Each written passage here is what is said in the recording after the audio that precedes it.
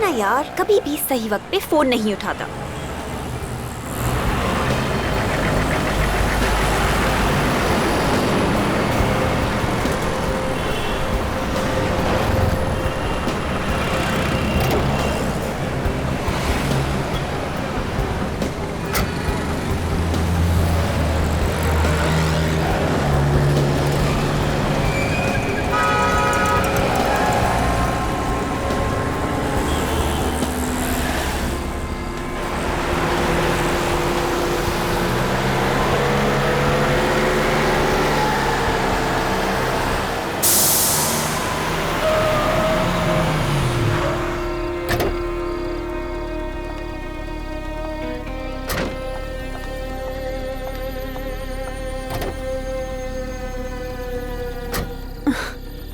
अभी पिछले महीने ही तो नए टायर्स लगवाए थे और अब ये puncture.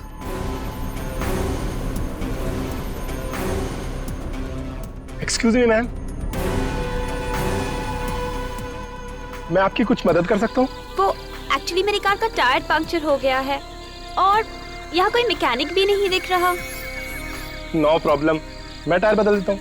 Thank you so much. मैं डिक्की खोल देती हूँ। ठीक है।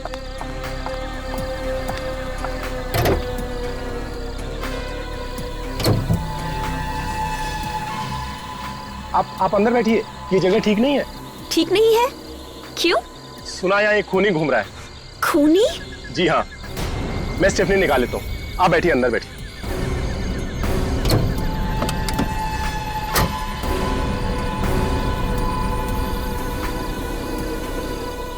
ओह माय गॉड।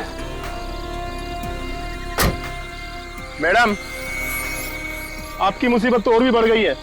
आपकी गाड़ी में स्टेफनी नहीं है। What? जी हाँ। ओह गॉड, मैंने तो पिछले हफ्ते ही वो स्पेयर टायर यूज कर लिया था। चलिए, मैं आपको अपनी गाड़ी से घर छोड़ देता हूँ। रहने दीजिए, आप बेकार में ही तकलीफ ले रहे हैं। अरे इसमें तकलीफ की कौन सी बात है? मैंने बोला ना, ये जगह ठीक नहीं है और मैं आपकी मदद कर रहा हूँ। आइए।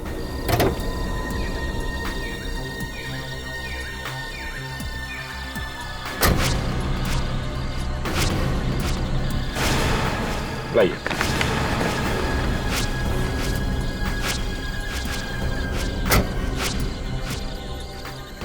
पर मेरी गाड़ी? गाड़ी को ऐसी हालत में कौन ले जा सकता है? टायर पंचर है।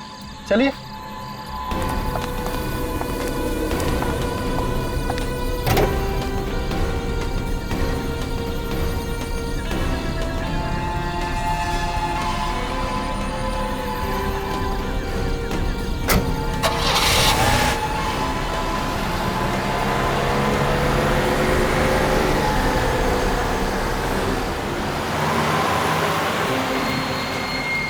Thank you so much.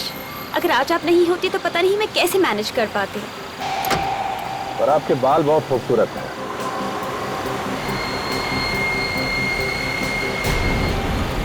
Thank you. आप यहाँ से क्यों मुड़ रहे हैं? मेरा घर उस तरफ है। अच्छा, ये रास्ता तो जंगल की तरफ जाता है ना? हाँ, और मैंने आपसे कहा था ना कि मेरा घर उस तरफ है। अरे तो जंगल में लेना चाहिए था ना। What nonsense! देखिए प्लीज, अब गाड़ी इसी वक्त रोक दीजिए। अब गाड़ी तभी ही रुकेगी जब मैं चाहूंगा। What? I'm warning you, mister. ये आप बिल्कुल ठीक नहीं कर रहे। ठीक काम करना कितना बोरिंग होता है। कभी गलत काम करके देखिए, बहुत मजा आता है। गाड़ी रोको। Help! Help! बचाओ! कोई फायदा नहीं, यहाँ तुम्हारी चीखें सुनने वाला कोई नहीं है। कोई है? बचाओ! कुछ नहीं होगा, दरवाजे शीशे सब लॉक्ड है। आखिर तुम चाहते क्या हो? तुम्हें पैसे चाहिए? पैसे नहीं, पैसे से भी ज्यादा अनमोल। पैसे से भी ज्यादा अनमोल? जी हाँ, तुम्हारी जान। What? मेरी जान? हे भगवान, ये मैं किस मुसीबत में फंस गई हूँ? देखिए प्लीज, मैंने आपको क्या बिगाड़ा है? मैंने आप पे भरोसा किया और आप? अब कुछ नहीं हो सकता।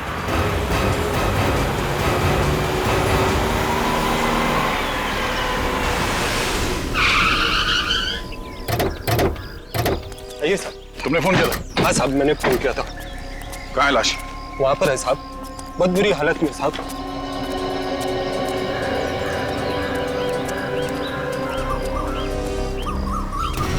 बाल को सर के खाल से उखाड़ के निकाला और इसके हाथ भी बांधे हुए। हाथ बांध के खून करना मतलब खूनी के पास काफी टाइम था। मतलब पहले वायर से इसका गला घोटा और उसके बाद चाकू से मारा गया। मुझे तो लगता है कि ये तंत्र मंत्र का चक्कर है सर। सर लेकिन खूनी इसके बालों का करेगा क्या? खूनियों के दिमाग में क्या चलता है कोई बता नहीं सकता। कोई चीज घुस गई होगी उनके दिमाग में, कुछ भी कर सकते हैं। सर इसकी आंखें देखिए, दहशत से खुली की खुली रह गई। ऐसा लगता है इसके आंखों को किसी चीज से चिपकाया गया। कोई चाहता था कि ये अपनी आंखों से अपनी मौत का तमाशा देखे।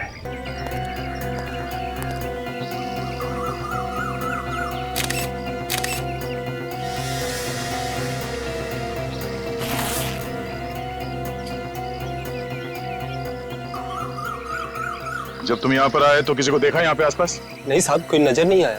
कोई नहीं था? नहीं साहब। सर, इसमें ये ग्रीटिंग कार्ड है। बड़े प्यार से संभाल के रखा है इस कार्ड को। भेजने वाले ने अपना नाम पता कुछ भी नहीं लिखा, सिर्फ लिखा है योर ट्रू फ्रेंड। सर, गाड़ी का नंबर है AX019801। तो सर हम लोग आ रहे थे तो गाड़ी तो दिखी नहीं यहाँ पे। कंट्रोल रूम में फोन करता हूँ।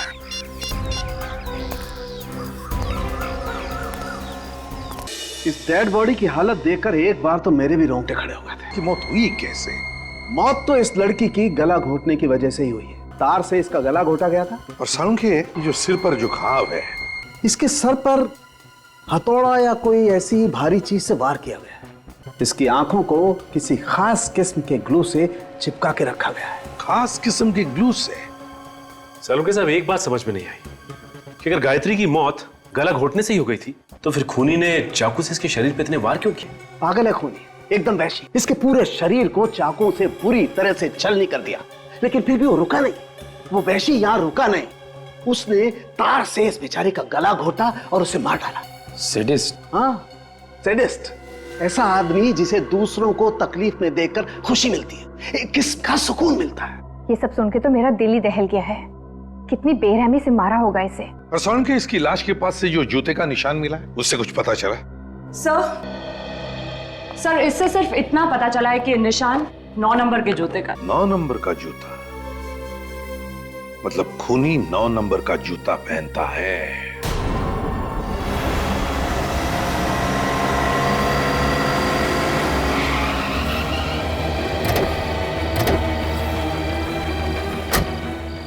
ये है गायत्री की गाड़ी AX019801।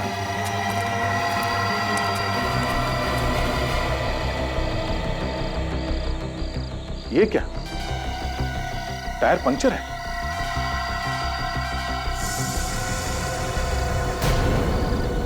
इसका मतलब गायत्री की गाड़ी यहां पे आके पंक्चर हो गई है। सर टायर में तो 4-4 कीले हैं। एक ही टायर में 4-4 कीले? हाँ सर, ये देखिए। ओह माय गॉड, इसका मतलब है किसी ने जानबूझकर टायर को पंक्चर किया है। जरा गाड़ी चेक करो अंदर से।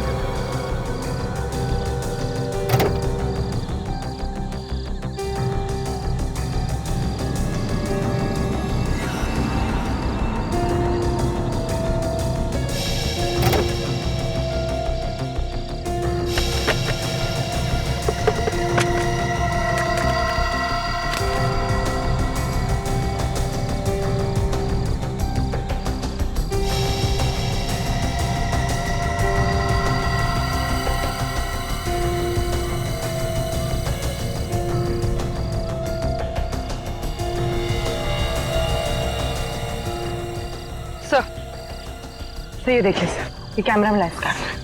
चलो कुछ तो मिलेगा इसमें। हाँ। ये देखिए, ये रजिस्ट्रेशन कार्ड मिला है। हाँ? ये क्या?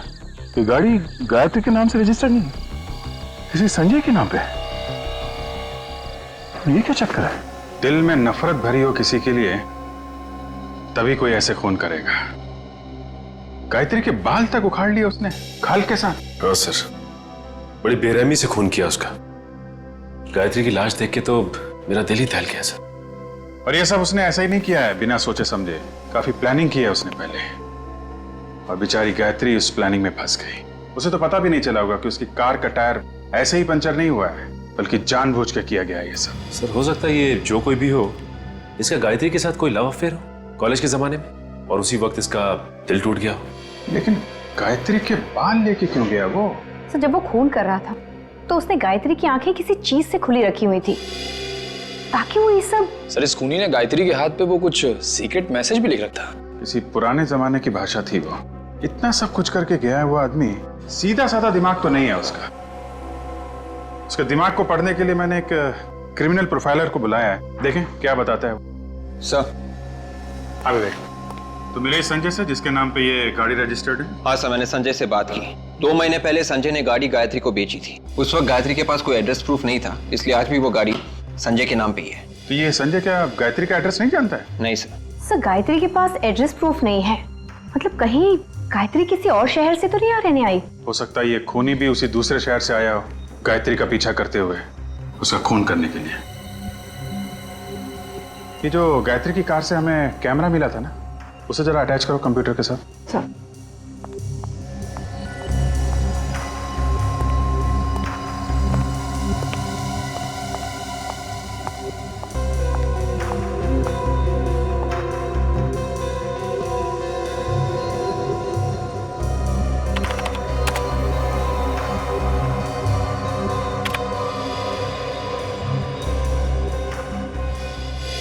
तो इन सभी फोटोज में डेट तो कल की है। सर गायत्री काफी फोटोजेनिक थी। फोटोज देख के लगता है कि उसे अपनी फोटोज खिंचवाने का काफी शौक था। हर फोटो में कपड़े अलग अलग पहने हुए हैं और हेयर स्टाइल भी अलग है। फोटोज देख के तो लगता है कि ये कोई मॉडल या एक्ट्रेस थी। एक मिनट, ये जो मॉल है ये तो आईसीजी रोड पे है ना? Yes sir. सर कहीं इस आईसीजी रोड और गायत्री के बीच में कोई संबंध तो नहीं? हो सकता है। अब ये तो हमें आईसीजी रोड से ही पता चलेगा।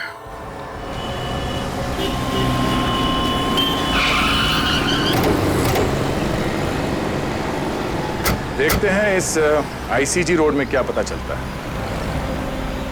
सुनो भाई साहब, आपसे कुछ पूछना है।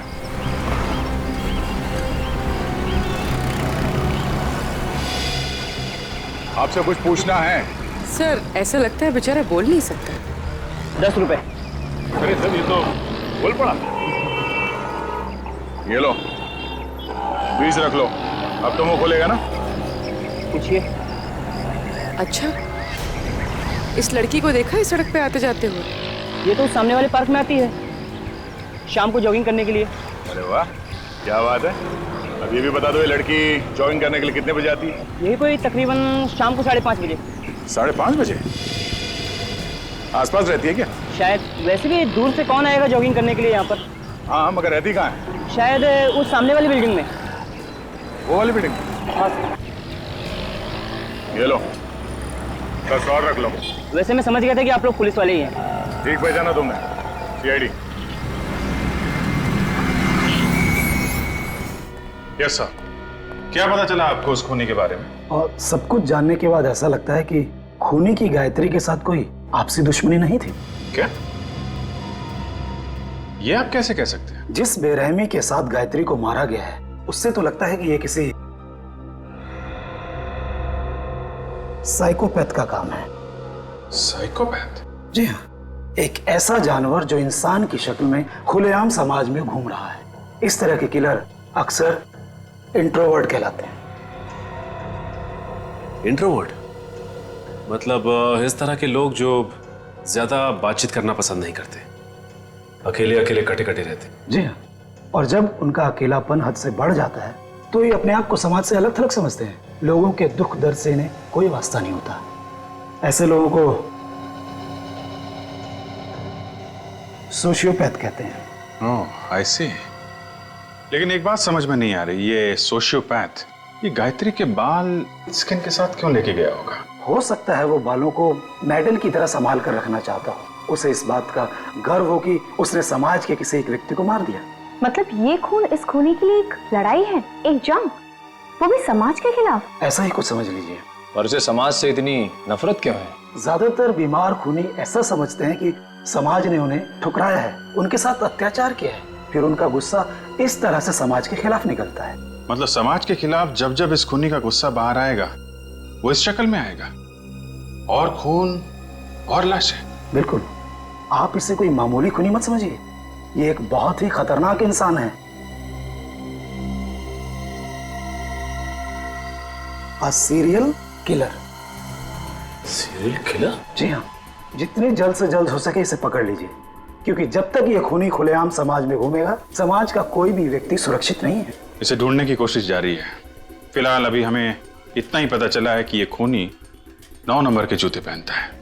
सर, अबे गायत्री के हाथ पे जो निशान था उसका क्या मतलब है पता चल गया है सर। वेरी गुड, क्या मतलब है? सर, ये निशान 17वीं सदी का निशान है सर। इसका ये मतलब है कि किसी गुलाम का नींद से जागना। गुलाम का नींद से जागना? हाँ, हो सकता है ये खूनी अपने आप को गुलाम समझता हो, जो नींद से जाग गया हो अपने अत्याचारों का बदला लेने के लिए समाज के खिलाफ। तो इसीलिए उसने गायत्री की आंखें खुली रखी थी। वो उसे मतलब समाज को दिखाना चाहता था कि वो अब वापस आ गया है, लंबी नींद से जाग गया है। ओके बेबी, अच्छा अब मुझे एक अच्छी सी $1 मिलियन स्माइल दो। ओह सॉरी, तुमने तो मास्क पहन रखा है। यस, आप लोग कौन है? मेरी परमिशन के बिना अंदर कैसे आ गए? श्याम।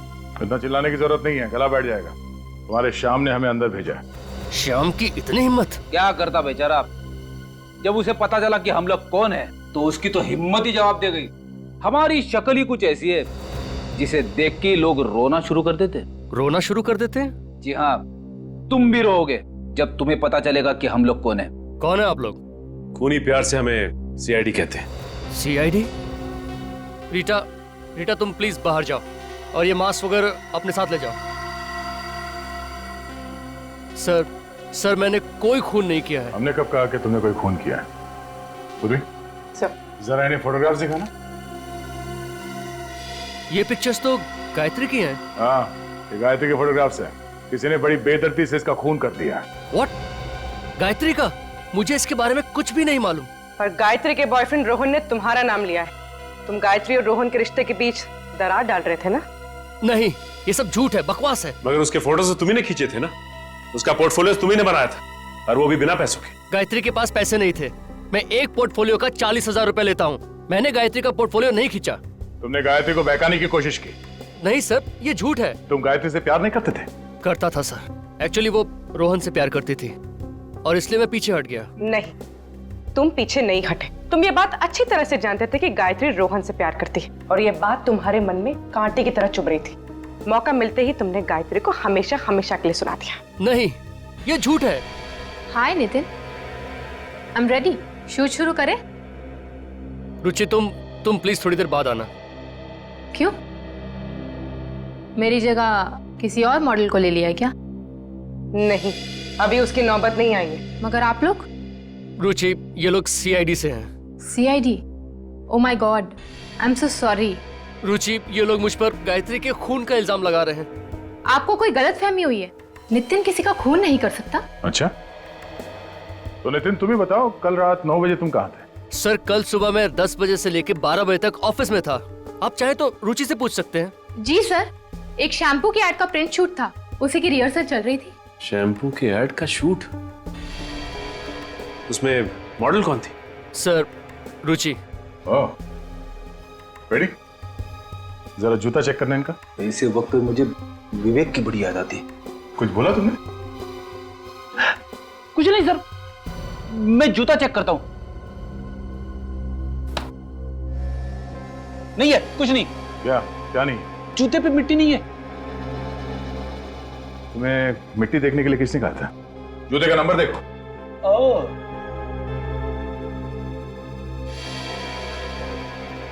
जूते का नंबर 8। 8? पूर्वी, जरा वो फोटोग्राफ दिखाना। आप जरा एक फोटोग्राफ देख के बता सकते हैं कि ये फोटो किसने खींची? ऐसे बता पाना तो बहुत मुश्किल है, बट ऐसी बैकग्राउंड मैंने कहीं देखी है। ऐसी बैकग्राउंड मैंने रूपा के पिक्चर्स में देखी है। रूपा? तुम्हारे पास उस रूपा का नंबर है? हाँ है। It's 161-242-682। हेलो। हेलो। हाँ, क्या मैं रूपा से बात कर सकती हूँ? कौन बोल रहा है? जी मैं उसकी सहेली बोल रही हूँ। रूपा कल रात से घर नहीं आई है। What? ओके। क्यों? सर, रूपा के पिताजी ने फोन उठाया था, कह रहे हैं कि वो कल रात से घर नहीं आई। कल रात से रूपा घर नहीं लौटी? हेलो। हाँ, कहाँ पे? ठीक है, हम लोग पहुंचते हैं। सर। हाँ? एक और खून हो गया है, एक लड़की का खून, और उसी एरिया में जहां पे गायत्री का खून हुआ था। जरा इस रूपा का फोटोग्राफ देना। हो क्या रहा है? एक और खून, वो भी उसी जगह पे।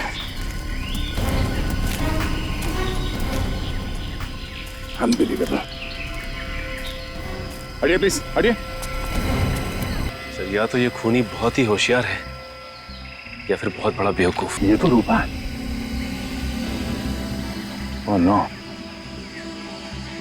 न जाने इसके पिता पे क्या गुजरेगी। इस लड़की को भी ठीक वैसे ही मारा है जैसे गायत्री को। ये खूनी फीमेल मॉडल्स को ही अपना निशाना क्यों बना रहा है? सब मॉडल्स को किसी तरह से बताना होगा कि सावधान रहे, तो एक और खून होने से रोक सकते हैं। नहीं तो न जाने और कितनी मॉडल्स को अपनी जान देनी पड़ेगी। क्या साळुंखे? हाँ, हमें कोई एक सुराग चाहिए जो हमें खूनी तक यूं पहुंचा दे। है ना, सुराग है ना? तो दिखा। नहीं, दिखा नहीं सकता। ये सूंघो, ये जरा स्टिक सूंघ के देखो। तो ये खुशबू तो जानी पहचानी लग रही है। और बॉस, अब जरा ये स्टिक सूंघ के देखो। ये तो गायत्री के परफ्यूम की खुशबू है। एग्जैक्टली, ये वही परफ्यूम है जो गायत्री ने लगा रखा था। सर, ये पहले वाला परफ्यूम का सैंपल जो आपने सूंघा था, वो इस रूपा के कपड़ों से हमें मिला है। मतलब सर, खूनी उन्हीं मॉडल्स को मार रहा है जो ये वाला परफ्यूम लगाती है? नहीं विवेक, मुझे लगता है ये परफ्यूम उस खूनी का है, और वो ये परफ्यूम सिग्नेचर के तौर पर खून करने के बाद लाशों पर लगाता है। और अगर मेरा शक सही है तो गायत्री और रूपा का खूनी एक ही है, एक ही। काजल, ये केस देखो। सीरियल किलर खून करने के बाद लोगों की नाक काट देता है। पता नहीं इन खूनियों के दिमाग इतने टेढ़े क्यों होते हैं। दिमाग तो इन लोगों के पास भी हम लोग जैसे ही होते हैं, बस फर्क सिर्फ इतना होता है, ये अपना दिमाग गलत जगह इस्तेमाल करते हैं। कुछ पता चला सीरियल किलर के बारे में? हाँ सर, एक केस मिला है सर, 4 साल पहले का है। खूनी का नाम राका है। मारने का तरीका बिल्कुल वैसा ही है जैसे गायत्री और रूपा को मारा गया था, और मारने के बाद लाशों के बाल भी काटे गए। मगर क्या? मगर सर, लाशों के हाथों पे वो गुलाम की नींद से जागने वाला निशान नहीं है सर। नहीं, फिर ये नहीं हो सकता। ये सीरियल किलर कभी अपना पैटर्न चेंज नहीं करते हैं, मारने का तरीका वही रहता है। ढूंढो और ढूंढो, देखो किसी फाइल में मिलता है क्या। सचिन, वो परफ्यूम एक्सपर्ट से बात हुई क्या? हाँ सर, उसने आज दोपहर को ही बुलाया मिलने के लिए। मिल गया सर, मिल गया सर। ये देखिए, 15 साल पहले का केस है। पहले हथौड़े से सिर पे मारता है, चाकू मारता है, उसके बाद गला दबाता है, बाल खाल के साथ उखाड़ता है, और हाथ पे वो गुलामों का निशान। सिर्फ फीमेल मॉडल्स को मारता है। यही है वो। शांतनु नाम है इसका। सर, दिखने में तो काफी शरीफ दिखता है। कौन कह सकता है कि इस शरीफ चेहरे के पीछे कितना भयानक चेहरा छुपा हुआ है। ये क्या चक्कर है? क्या हुआ सर? इसमें लिखा है कि शांतनु की सजा 2015 में खत्म होगी। मतलब वो अभी जेल में ही होगा। मतलब सर, ये शांतनु जेल के अंदर से ही सारे खून कर रहा है? हो सकता है कि शांतनु जेल में बैठ के खून कर रहा हो, या फिर ये भी हो सकता है कि कोई बिल्कुल उसी तरह से खून कर रहा है जैसे कि शांतनु करता था। Copy cat killer. नकलची। इसमें यह भी लिखा है कि ये शांतनु आखिर तक चीखता रहा कि वो खूनी नहीं है, उसे फंसाया जा रहा है। कहीं ऐसा तो नहीं कि ये वाकई निर्दोष हो और असली खूनी अभी भी बाहर घूम रहा है? सर, इस केस की जिम्मेदारी किसी इंस्पेक्टर विजय के ऊपर थी। शायद उनसे कुछ और भी पता चल जाए। ठीक है, इंस्पेक्टर विजय से मिलना पड़ेगा। आप सीआईडी वालों की मेहनत और हिम्मत की दाद देनी पड़ेगी। 2 लड़कियों का खून क्या हो गया? 8 साल पुरानी केस आपने खोल दी। वाह इंस्पेक्टर विजय, मैंने आपसे कहा ना कि कभी कभी नए केस सॉल्व करने के लिए पुराने मुर्दे उखाड़ने पड़ते हैं। आपको क्या लगता है कि मैंने कोई गुनाह किया? मैंने ऐसा नहीं कहा, बल्कि जिस तरह से जल्दबाजी में आपने ये फाइल बंद कर दी, उससे तो लगता है कि आपके इरादे ठीक नहीं थे। आप मेरी मदद मांगने आए हैं या इल्जाम लगाने? मैंने कहा ना आपसे कि कभी कभी पुराने मुर्दे उखाड़ने पड़ते हैं। उखाड़ो, जितने हो सके उखाड़ो, लेकिन शांतनु को जेल किसने भेजा था जानते हो? मालूम है, लेकिन जिस जुर्म की सजा वो काट रहा है वो जुर्म उसने किया ही नहीं है। काश कि मैं तुम्हें इस बात का करारा जवाब देता। मैं मजबूर हूँ, रिटायर्ड हूँ। सर शांतनु जेल में है और खून अभी भी हो रहे हैं। दो खून हुए हैं सर। इसमें आश्चर्य की क्या बात है ऑफिसर? हो सकता है कि खून कोई और कर रहा हो। जी नहीं, इस खून से शांतनु का कुछ ना कुछ लेना देना जरूर है। ये सारे के सारे खून बिल्कुल उसी तरह से हो रहे हैं जैसे कि 8 साल पहले वो सीरियल किलर किया करता था, वायर से गला घोटकर और उनकी आंखों के ऊपर ग्लू चिपका देता था। सब कुछ वैसा ही हुआ, बिल्कुल वैसा ही। या कोई ऐसा इंसान जो इस केस के बारे में सब कुछ जानता हो? जी हाँ, और वो हैं आप। आपको क्या लगता है कि ये खून मैंने करवाए? वैसे पुलिस ऑफिसर हर रोज हजारों गुनहगारों से मिलता है। हो सकता है कि उसमें से किसी को आपने इसके लिए ट्रेन किया। इतना बड़ा इल्जाम लगाने से पहले आपको 100 बार सोचना चाहिए। वैसे उस केस फाइल में ये कहीं नहीं लिखा था कि लाशों के ऊपर परफ्यूम छिड़का गया है। इसलिए नहीं लिखा गया है क्योंकि लड़कियां परफ्यूम लगाती हैं। ओह, एक ही जैसा परफ्यूम सब लड़कियां लगाती हैं, हाँ? आपने ये क्यों नहीं सोचा कि ये परफ्यूम खूनी ने उनके ऊपर छिड़का होगा? छिड़का तो क्या? तो ये कि ये परफ्यूम वाली बात खूनी को कैसे पता चली? क्योंकि ये बात तो किसी भी फाइल में नहीं लिखी थी। मुझे कैसे मालूम कि खूनी को कैसा पता चला? सर लगता है शांतनु बेकसूर है, असली खूनी बाहर ही घूम रहा है। अगर असली खूनी बाहर घूम रहा है तो 8 साल से कहां था? 2003 से लेकर 2011 तक ऐसे खून उसने क्यों नहीं किए? अच्छा ये बताइए कि इस 8 साल पुराने केस में शांतनु के अलावा आपको और किसी पे शक था? हाँ, एक अनुज नाम का आदमी था, पर अदालत ने उसे छोड़ दिया। अनुज? ये अनुज कहाँ है आजकल? पता नहीं, सुनने में आया कि केस खत्म होते ही वो देश छोड़कर चला गया। देश छोड़कर चला गया? कहाँ गया वो? सर ऐसे कुछ परफ्यूम सीआईडी ब्यूरो में रखना चाहिए। क्यों? खरीद क्यों नहीं लेते तुम? सर आप तो जानते हैं कि परफ्यूम्स कितने महंगे आते हैं। ये बात तो है। एक्सक्यूज मी ऑफिसर, हाँ? आपने जो परफ्यूम का सैंपल दिया था उसका ब्रांड पता चल गया है। पता चल गया? That's great. कौन सा ब्रांड है? इसका नाम है फ्रेग्रेंस मेनिया। Fragrance mania? जी हाँ, ये स्पेशली फ्रांस में बनता है और इंडिया में ऐसी बहुत कम दुकानें हैं जहाँ पे ये मिलता है। मगर फिर भी ऐसी कोई तो जगह होगी जहाँ से हम लोग ये परफ्यूम खरीद सकते हैं। हाँ, ऐसी एक जगह तो है। कौन सी? Excuse me, I am Inspector Sachin from CID. Hello sir, nice to meet you. ये है पूर्वी और मिस्टर फ्रेडी। क्या ये भी सीआईडी में ही है? क्यों? मुझे किसी चिड़ियाघर में होना चाहिए था क्या? नहीं, मेरा कहने का वो मतलब नहीं था। अच्छा कहिए सर, मैं आपकी क्या मदद कर सकता हूँ? 8 साल पहले अनुज कुमार नाम का आदमी 28 अक्टूबर 2003 को हिंदुस्तान छोड़कर बाहर गया था। हम ये जानना चाहते हैं कि हिंदुस्तान छोड़कर कहाँ गया था और हिंदुस्तान वापस कब कब आया। बता सकते हैं आप? 1 मिनट सर, बोल देता हूँ।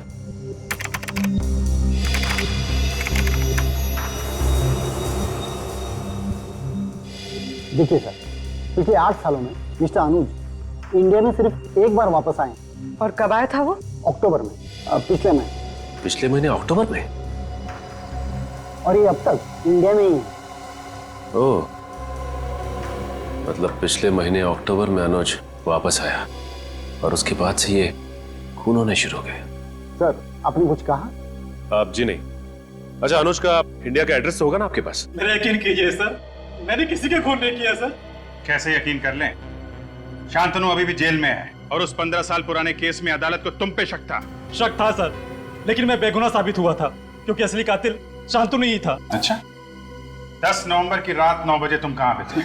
सर मैं रेस्टोरेंट में था। कौन सा रेस्टोरेंट? सूर्या महल। मैं वहाँ वेटर का काम करता हूँ सर। और 12 नवंबर की रात कहाँ थे तुम? सर उस रात भी मैं वहीं पर था। आप चाहे तो स्टाफ से बात कर सकते हैं सर।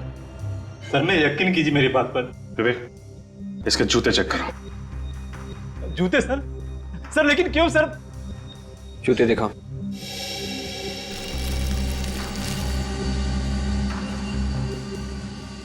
सर मैं निर्दोष हूँ सर, मैंने कुछ नहीं किया सर।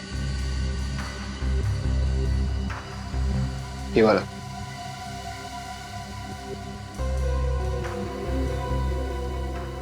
पहन लो जूते। सर इसकी जूते का साइज 8 है सर, 9 नहीं। सर अब तो यकीन हुआ आप लोगों को कि मैं बेगुनाह हूँ। हाँ दे वो परफ्यूम वाली लिस्ट क्या इसमें इस अनुज का नाम नहीं है? Okay thank you they, thank you.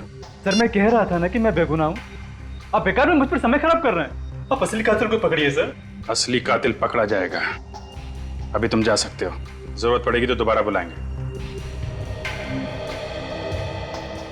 Sir अगर ये शांतनु जेल में है और अनुज बेकसूर है तो मुझे तो लगता है कि ये सारा का सारा काम कॉपीकैट किलर का ही है सर। एक बात समझ में नहीं आई सचिन, तो शांतनु की फाइल में कहीं नहीं लिखा है कि शांतनु लाश के ऊपर परफ्यूम इस्तेमाल करता था, और इंस्पेक्टर विजय सोच रहे थे कि वो परफ्यूम था विक्टिम्स का।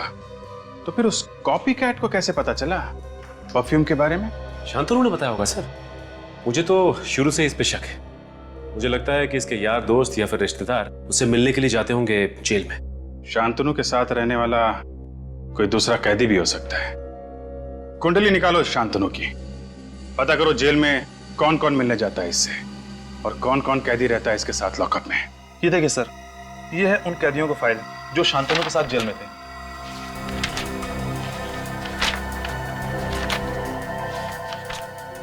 सत्रह कैदी है, तो ये कैदी किसी के साथ ज्यादा घुलते मिलते नहीं है। काफी वक्त लगता है इन्हें किसी के साथ दोस्ती करना। हमें ये पता करना चाहिए कि इनमें से कौन कौन है जिन्होंने शांतनु के साथ सबसे ज्यादा वक्त बिताया। ज्यादातर तो 1-2 हफ्ते या 1 महीने जेल में रहे हैं। सिर्फ ये 6 कैदी हैं जिन्होंने शांतनु के साथ 1 साल से ज्यादा बिताया। मतलब सर जो आदमी शांतनु की नकल कर रहा है वो इन 6 कैदियों में से कोई एक है। कमाल की बात की तुमने फिर। Thank you. अब इन 6 कैदियों में से 3 तो अभी भी जेल में हैं, तो अब बचे ये 3, बाबला, राजू और मनु। बाबला ने खून किया था शिफाली का पैसों के लिए, और इस राजू ने मारा था देहूती को, प्यार का चक्कर था। और सर अब बचा ये मनु। और इस मनु का केस कुछ टेढ़ा लगता है। इसके खिलाफ लड़कियों की छेड़ने के काफी सारे कंप्लेंट्स दर्ज हैं। लड़कियों को छेड़ता था ये? सिर्फ इतना ही नहीं, इसने एक लड़की का खून करने की कोशिश भी की है। Attempt to murder. अपनी माँ के साथ रहता है। बचपन काफी बुरा गुजरा है इसका। इसका बाप शराब पी के माँ को मारता था, इसीलिए मनु समाज के खिलाफ हो गया। बचपन से ही अपने बाप को देखा होगा उसने दारू पी के माँ को मारते हुए, इसीलिए औरतों पे अत्याचार करना शुरू कर दिया उसने। अंबर नगर में रहता है ये।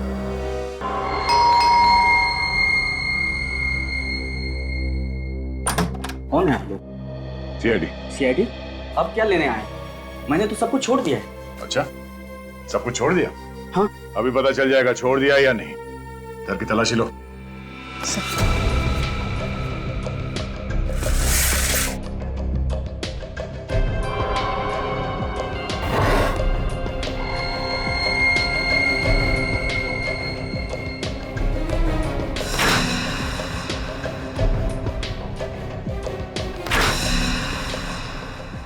तो ये देखिए बैग।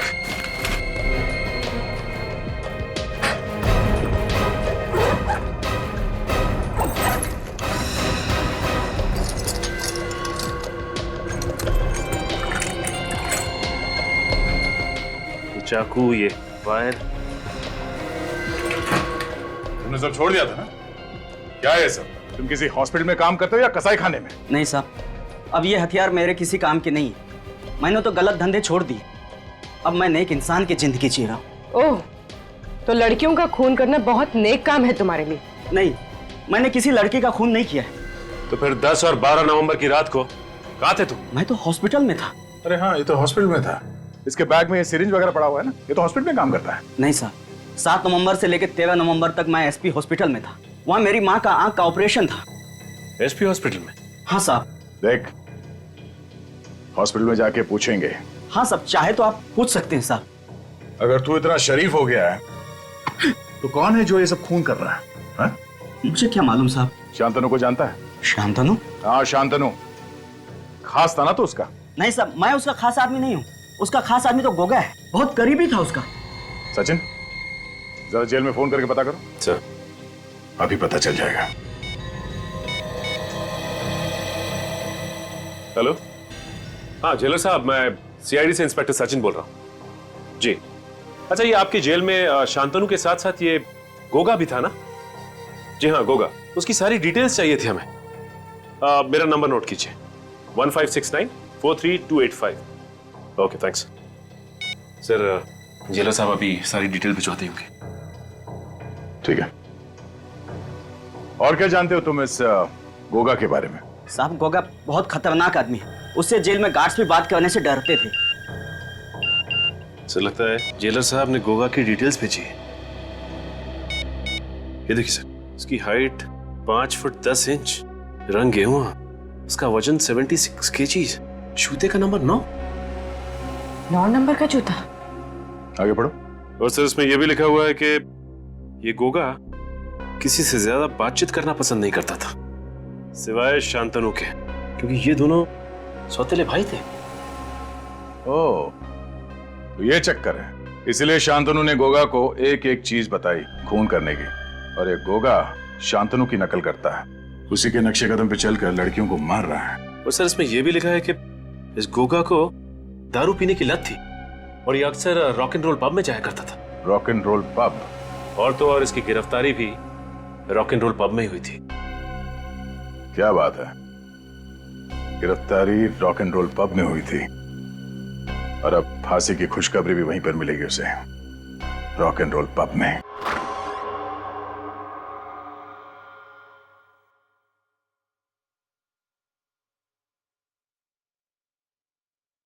सचिन, जरा वो फोटो दिखाओ जो जेलर ने भेजा। सर ये रही।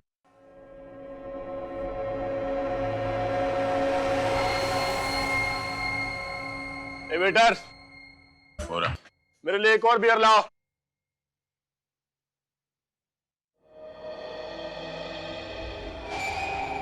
लाओ। इतनी बियर पीनी है पी ले, जेल में तो बियर मिलती नहीं है। तू कौन है बे? सीआईडी। सीआईडी?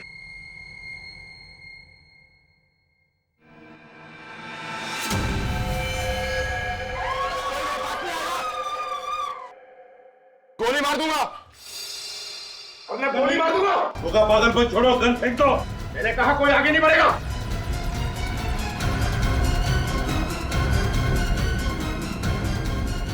भाग।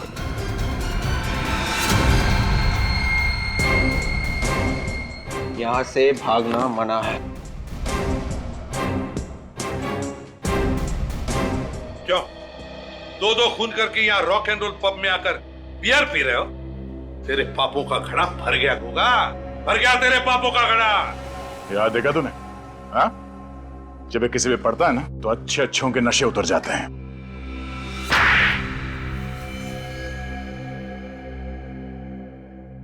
गायत्री और रूपा को मैंने ही मारा था। और भी लड़कियों को मारने वाले थे ना तुम? जी हाँ। क्यों? क्या बिगाड़ा था उन्होंने तुम्हारा? शांतनु मेरा सोतेला भाई है। हमें मालूम है। और मैं जानता था कि मैं ये खून करूंगा तो कानून को लगेगा कि शांतनु बेकसूर है और वो जेल से छूट जाएगा। लेकिन ऐसा हुआ नहीं। हमारी आंखों में धूल झोंकना चाहते थे तुम, सीआईडी की आंखों में। मगर ये सब करने की जरूरत ही क्या थी? वैसे भी 2015 में शांतनु जेल से रिहा हो जाता।